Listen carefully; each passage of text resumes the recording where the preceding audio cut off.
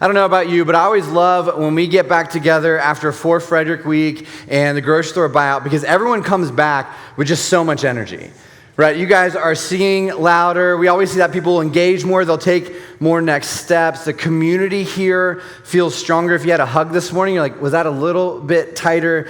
And I think that's because when you walked in this morning, you knew that you're a part of something that matters.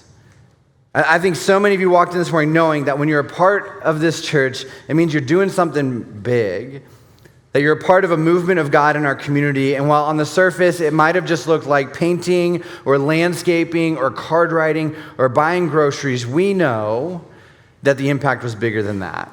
And this isn't just me gassing you up because we didn't hit the goals that we said. Of course we hit our goals. You can check out the video for that.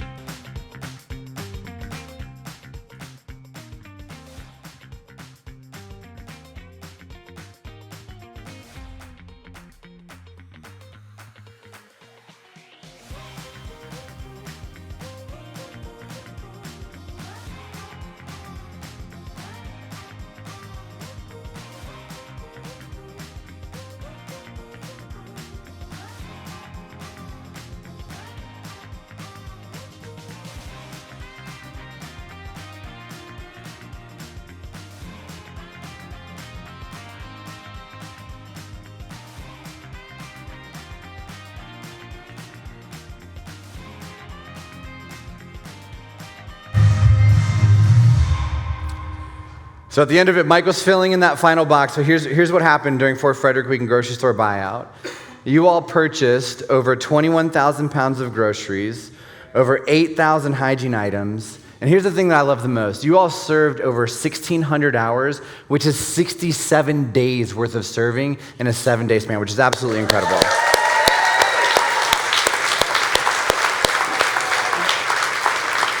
You all served more in a week than what most people do in a year or 5 years, or just to be honest, in a lifetime.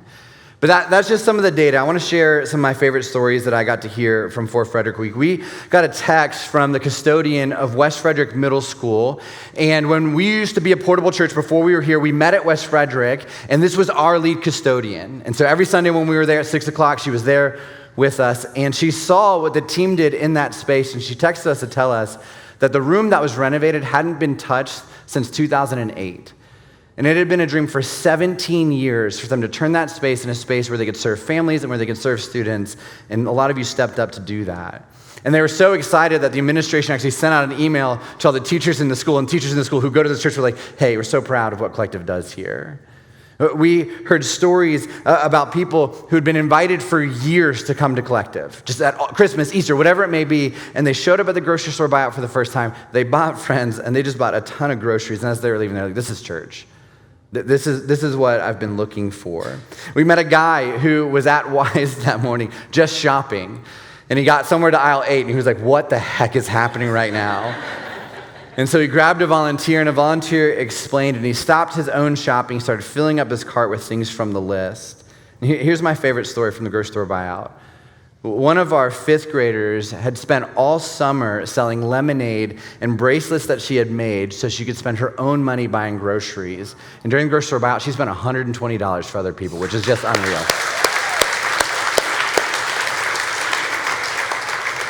So for everyone who stepped up to serve and show up and buy groceries, please know that what you did is you created tens of thousands of opportunities for people to experience God and His grace and His goodness through your actions. And I know you don't know this, and I don't often share stuff like this because I don't want your egos to get too big. Like, be proud, but like not aggressively big. But here's the thing.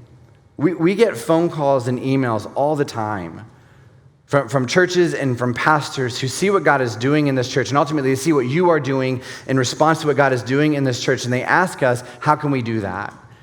And anytime a church calls to say, okay, you're doing this, how did you do this thing? Specifically, grocery store, how do you do this?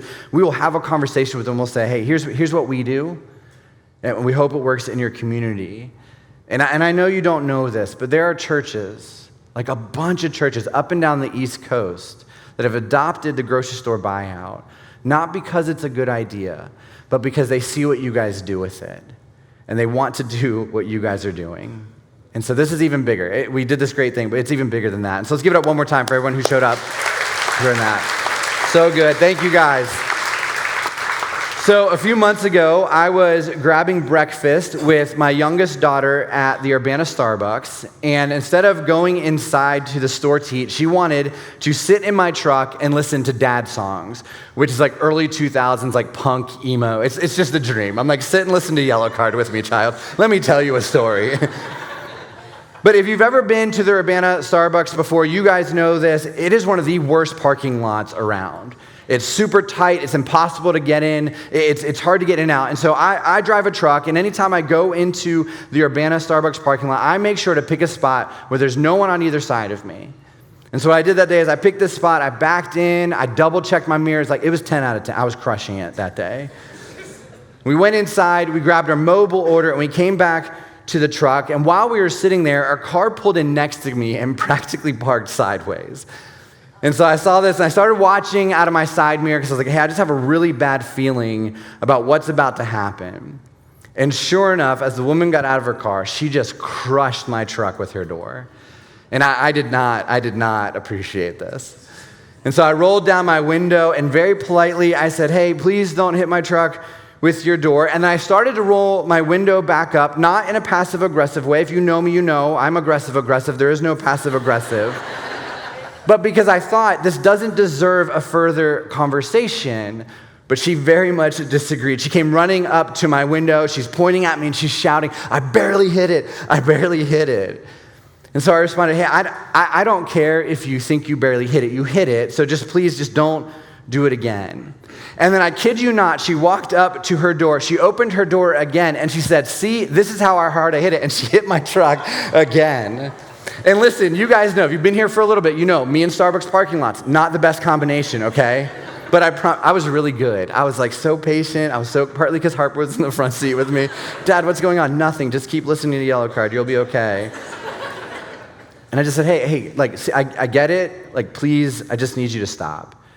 But instead of doing that, she walked up to my door and she grabbed my handle to open my door to hit her car to show me how hard she hit my truck originally. And I was like, I just can't handle this anymore. So I begin to roll up the window. She yells a little bit more. Eventually, she stops and she heads into Starbucks. A few minutes later, she walks out. She's got her coffee. She gets into her car. She doesn't hit my truck, proving that it was possible for her to do so. But then, as she reversed out of her parking spot, and her driver's side window squared up with my front windshield, she flicked me off and she drove away. And I bet you could never guess the bumper stickers that were plastered all over the back of her car. Do you follow Jesus this closely? I hope you have a blessed day. I was like, cool. And the best one was, Jesus loves you. Now, I know some of you thought it was going to be a collective bumper sticker. I've taught you better than that, so thank you for not being those people. Today, we're kicking off a brand new series called People Skills. And over the next few weeks, we're going to look at parts of Jesus' most famous sermon, the Sermon on the Mount, to learn what Jesus says we need to do well to live with others. You see, as followers of Jesus, we are called to live differently than the people who do not follow him. The problem, though, is that we often communicate messages with our actions that we would never communicate with our words. These are actions that are the opposite of what we would say is true and what we say we believe, opposite of how Jesus calls us to live. And so we're going to jump into the Sermon on the Mount. It starts in Matthew 5. We're going to be in verse 13 to start today. And this is kind of the verse that will carry through this entire series. This is what Jesus says, Matthew 5:13. He says, you are the salt of the earth. But what good is salt if it has lost its flavor? Can you make it salty again? It'll be thrown out and trampled underfoot as worthless. Now, if you're like me and you love to watch cooking shows, you know that the biggest mistake that a chef can make is to under-season their food. Right? This is when Gordon Ramsay starts calling people donuts and like kicking them out of a kitchen. It's when Padma says, please pack your knives and go. We're like hooked on, is it cake right now? It's when the judges are like, hey, it looks like a shoe, but it also tastes like a shoe. And that's because salt makes things taste good. But this is not just about flavor. During this time, salt was a precious commodity, and Roman soldiers were actually paid in salt at times, which is where that phrase, worth his salt, comes from. Salt was also used during this time to slow the decay of meat. And so what Jesus is saying when he calls us salt of the earth, he's saying that Christians are to bring flavor to the world, that Christians should bring value to the world, that Christians should slow the decay of the world. One theologian said it like this: Christians, if they are true to their calling, make the earth a purer and more palatable place. Verse 14, Jesus continues, he says, you're the light of the world, like a city on a hilltop that cannot be hidden. When Jesus was preaching this sermon, off in the distance was this city of Sepphoris.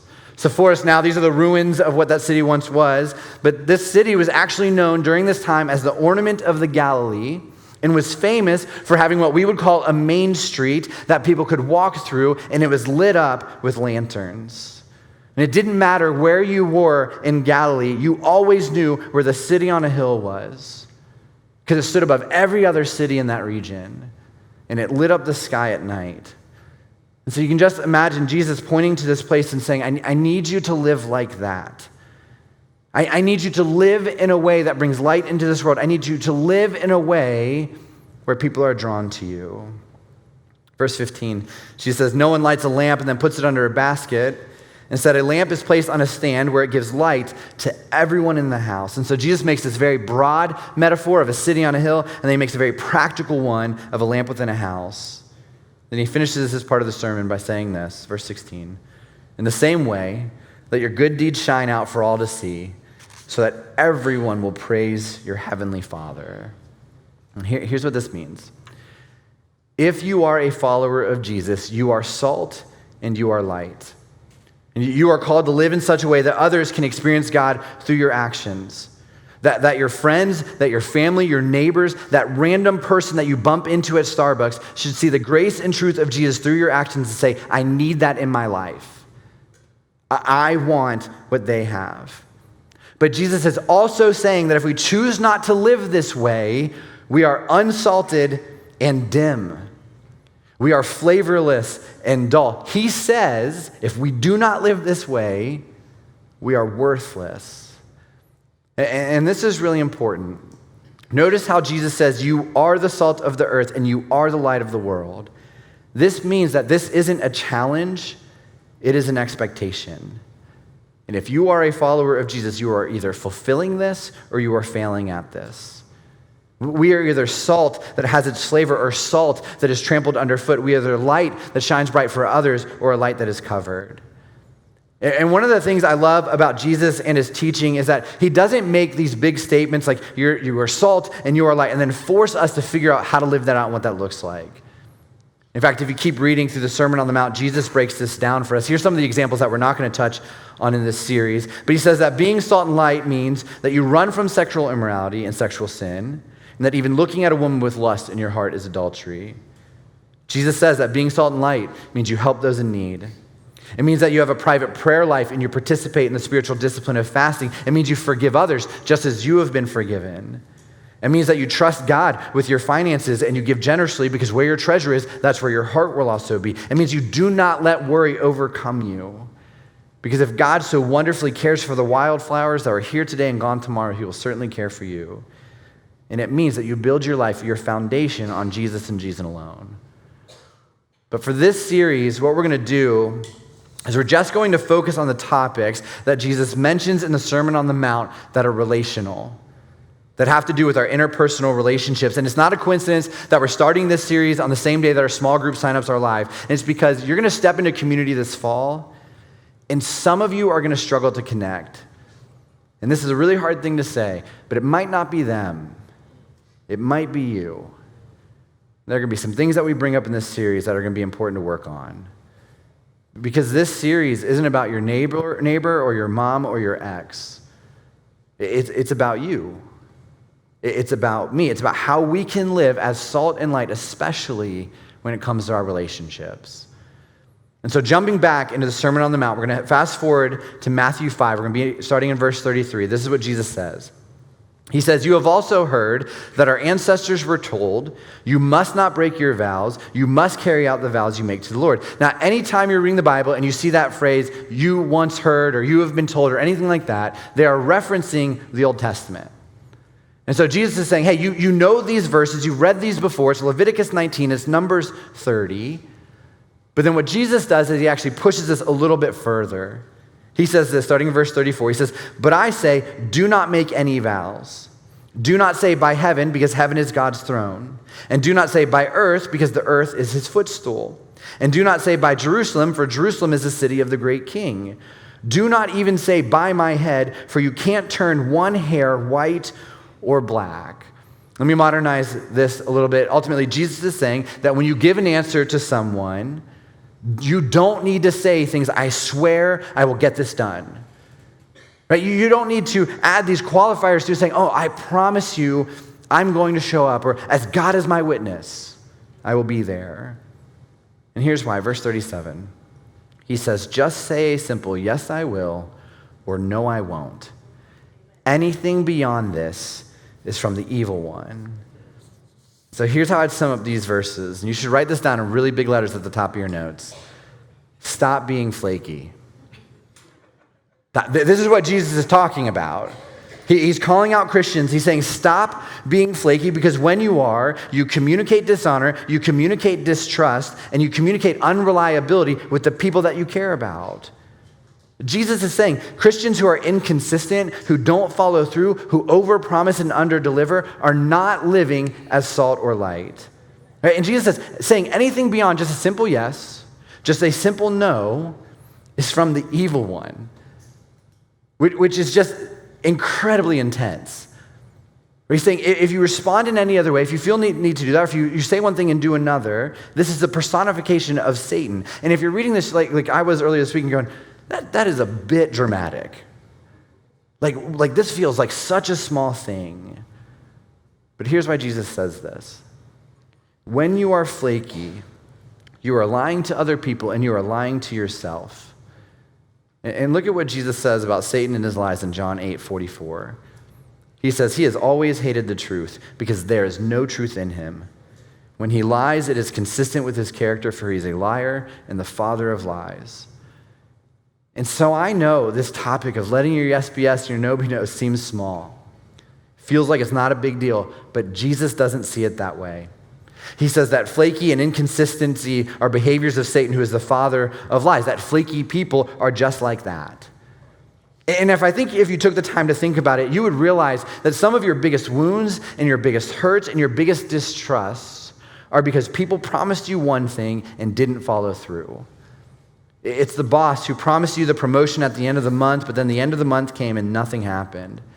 So you reached out, they said, oh yeah, just something came up. It'll happen at the end of the next month. But then it was the next month, and the next, and the next. And what started as a career and a job you love became something you resent and want to get out of. It's the parent who always promised that they would make it to your games, but they would never show up. And you get home and it'd be the same lines over and over and over again. I really wanted to be there, but something came up at work. I really wanted to be there, but something happened at home. I really wanted to be there, so I'll be there at your next game. But you heard it so many times, you eventually stopped looking in the stands. It's the spouse who promised to love you, cherish you, and honor you, but then they broke your vows, and now you don't trust anything that they say. It's the friend who said, I'll show up, I will go to that party with you, I know you don't want to go alone, so you drove there and you sat in the parking lot and found out that they bailed for another friend. Our wounds and our pain will tell us that this is not trivial, that this matters. And so Jesus calls out flaky people. He calls out people who make promises but don't follow through. He calls out people who say one thing and do another, and that's because the foundation of our relationships are built on trust. Jesus understands that when your commitments or your words can't be trusted, the real damage isn't when you're late to dinner or when you forget to text that friend back or when you forget to call the doctor like you said you would. It's that if you live a flaky life where people can't trust you or your word, you are slowly eroding integrity within yourself, which will destroy all of your relationships in the long run. It's why this is not a small thing. That's why we have to deal with this. Because if we don't deal with this now, the real fallout comes at a much larger scale in the future. You're going to find yourself being friends with someone for 10 years, but not getting invited to things anymore because when you say yes, they don't think you're going to show up because you've been flaky for so long. You're going to be in a marriage where it feels like you're walking on eggshells because your spouse isn't sure if you're being honest or if you're lying or if you're just delusional.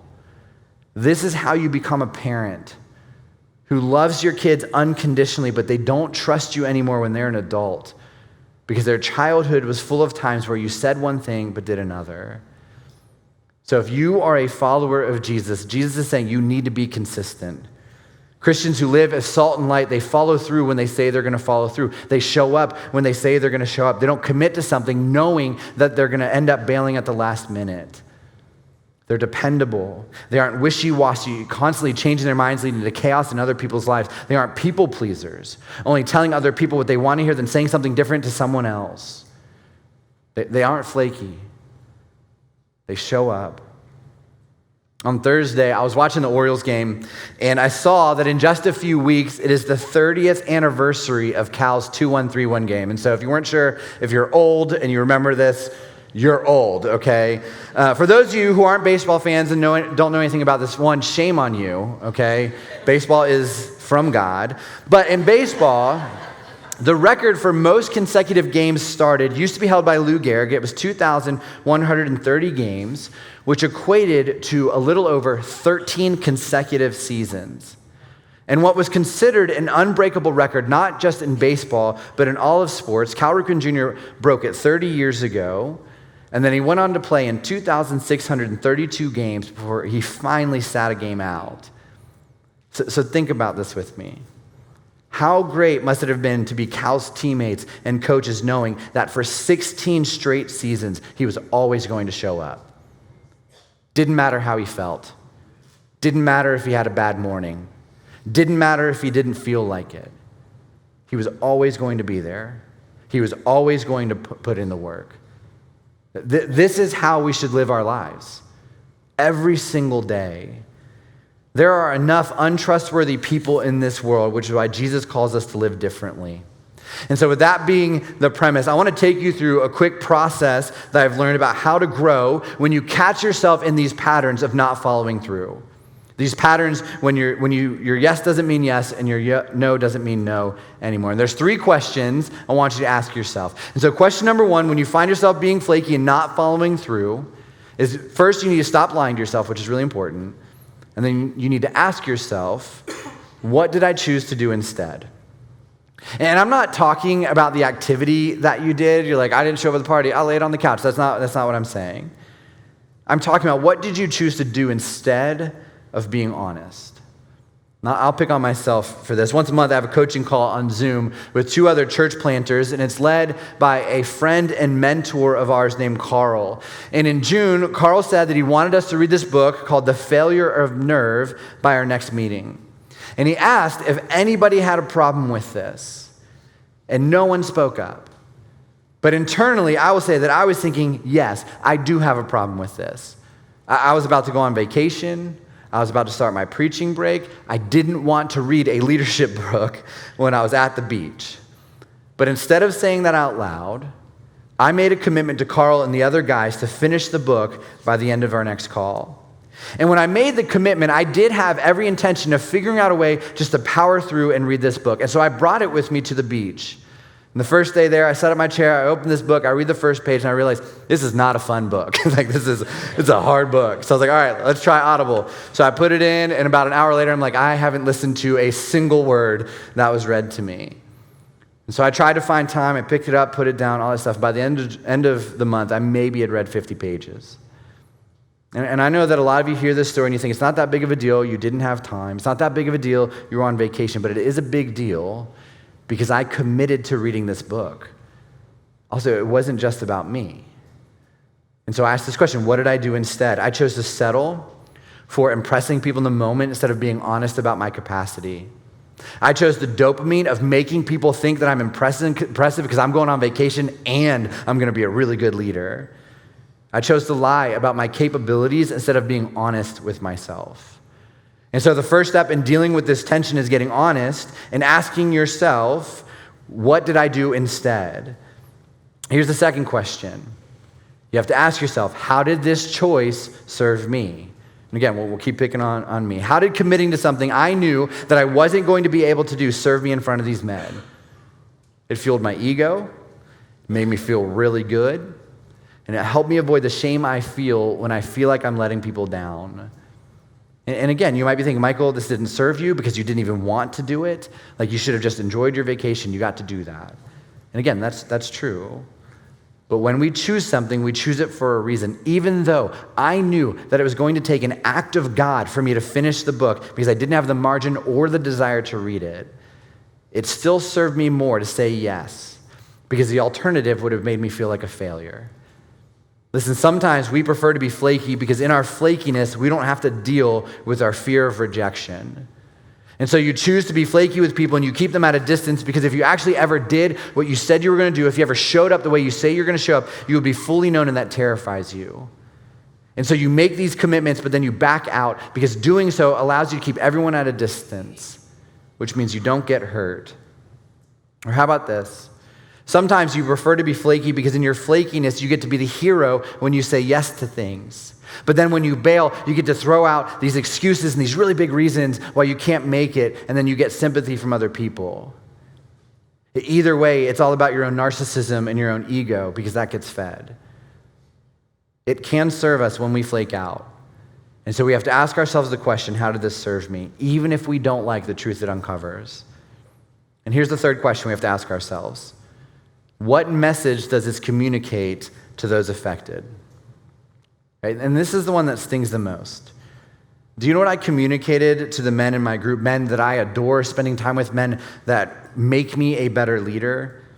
The nonverbal messages I sent were that I don't mean what I say, that I don't take this group seriously, that I do not care, that they sacrificed their time to be a part of this with me, and that I would rather them like me for the moment than trust me in the long term. That's what I communicated with my actions. And of course, I would never say that to their face. I would never start the group by saying, hey, here's the deal, guys. I'm going to make this all about me. But that's what my actions communicated. And oftentimes when we evaluate those messages, when we don't let our yes be yes and our no be no, we communicate things that we would never say to someone's face verbally. And so if you want to get better at keeping your commitments, you ask yourself these three questions. What did I choose to do instead? How did this choice serve me? And what message does this communicate? And listen, I know that there are people here this morning that are struggling with these questions because they already have a reason. Right? They always have the reason. And so some of you are sitting here and you're thinking, I'm not flaky. My life is just complicated. Right? I'm not flaky. I run a business. It requires a lot of me. I'm not flaky. Parenting is hard. It's like a roller coaster. I'm not flaky. I'm young. I'm just trying to live my life. Fine. Then here's your application. You need to learn how to say no. You just say no. And this honestly will lead to a whole different conversation about where your priorities are, but we're not digging into that today. You're off the hook on that. But Jesus doesn't say, always say yes, then stick to it. He says, let your yes be yes and your no be no. So stop overextending yourself. Stop setting yourself up for failure. Stop committing to things you don't want to commit to because you struggle with people pleasing and you care too much about what other people think of you. Learn how to say, I would love to be there, but that's just not what's best for my family right now. I appreciate the invite, but I'm going to have to decline. I can't commit to this because I don't have the capacity to follow through. I don't want to be there because I don't like these things. You can say that. It's okay. Jesus calls us to a higher standard than what we see in the world around us. He says we are salt and we are light, so we have to live this way. We need our yes to be yes and our no to be no, because otherwise we are dull and dim Christians, and the world doesn't need more dull and dim people. It has enough. And so we focus on our integrity and that our words can be trusted. And when that is true, God is glorified. And my hope is that's what this church is full of. You know, I think the real reason that Jesus drives this home is because he wants your yes to be yes and your no to be no when it comes to him. He absolutely cares about your interpersonal relationships, but what he cares about more is your relationship with him. He doesn't want you to have a flaky faith. Because the most important question you will ever be asked is, do you believe Jesus is who he claimed to be? Do you believe he is really the Son of God? Do you believe that Jesus was fully man and fully not God, not just a good teacher that everybody wanted to learn from? Do you really believe he was killed on a cross and rose from the grave, proving everything he did and said could be trusted? Do you really believe that you are a sinner that has fallen short of God's standard, but you don't have to worry about, because when you put your faith in Jesus, there is grace and forgiveness? And do you really believe that even when the Bible doesn't make sense or teaches something you don't like, the posture of your heart is to trust him because he always shows up, even if it comes with a cost? Yes or no? Because the thing is, when it comes to there is no middle. There is no flaky. There is no 1 foot in and 1 foot out. And I'll just say this, to those of you who answered those questions yes, and you're trying to figure out what to do with that, what we encourage people to do when they're ready to go all in on their faith in Jesus, when they're ready to trust him, is to check the baptism box on their connection card or go talk to someone after service at Next Steps. We would love to have a conversation with you. What does it look like to let your yes be yes and actually mean that every single day of the week? But please hear me when I say this. And I'm not trying to push any of you away from Jesus, but do not get in that trough unless you understand what it costs. And unless you are saying yes and yes and yes, and not yes and maybe and yes and no and yes sometimes. Unless you understand what it means to give yourself up and follow Jesus, unless you understand what it means to put down your desires so you can glorify him, unless you understand what's at stake if you don't do those things. You know, I want our church to be full of either resilient, gritty followers of Jesus or fully authentic skeptics. Because the one group of people that Jesus doesn't mess with are flaky followers. He doesn't have time for those people. Seriously, he loves them. He doesn't have time for them. And I would rather you be an authentic, honest skeptic who says, I'm not sure about any of this Jesus stuff, but I'm wrestling with it, than the person who says, I'm all in, but doesn't live that way every other day of the week. We have enough of that in this world. We have enough of that in Christian culture. But Jesus says he doesn't play with that. In Revelation 3, 15 through 16, this is what it says. It says, I know all the things you do, that you were neither hot nor cold. It says, I wish that you were either one or the other. You can't be flaky. There is no middle. He says, but since you are lukewarm, neither hot or cold, you're trying to play that middle game, I will spit you out of my mouth. Jesus said, I don't have time for that. He says, stop being flaky. Stop saying you follow me, but being inconsistent. Let your yes be yes and your no be no. Live as salt and light. Let's pray. God, I know that this is one of those topics that we have decided is minor. God, that when we're reading through the Sermon on the Mount in Matthew 5, we read that and we just kind of gloss over it, or we decide it doesn't apply to us because we think there are bigger things that we have to worry about. But the reality is a lot of us sit here today and we have these deep wounds from people who said yes and meant no, from people who said I would be there and didn't show up, from people who said I love you and then betrayed us. God, from people who said I love Jesus and I follow him and gave something completely different in their actions. And God, I know there are people in this room right now that are still reeling from that.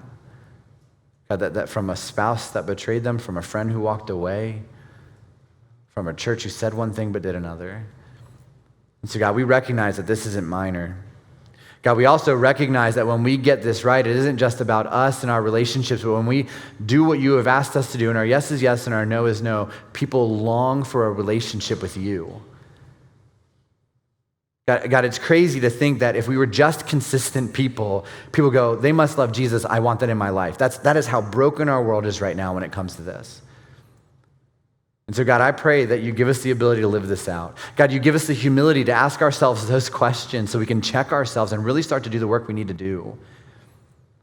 But God, more than anything, that if we call ourselves followers of you, we're not trying to stay in that lukewarm spot because it's more comfortable. God, help our yes be yes. God, help us be people who live as salt and light and live in such a way that people look at our lives and they look at our marriage and they look at our relationships, they look at the way we do church and say, I need that in my life, I want that. And we get to say, hey, it's not about us, it's about him. God, more than anything, thank you that in our flakiness and in our inconsistency, God, that you still love us. God, that you still extend us grace, that you still give us an opportunity to go all in on you. And God, I just pray for the people who are trying to stay in the middle, that you push them to one side or the other. But either way, they know that you love them. God, we thank you for all that you do. We love you and praise you in your name. Amen.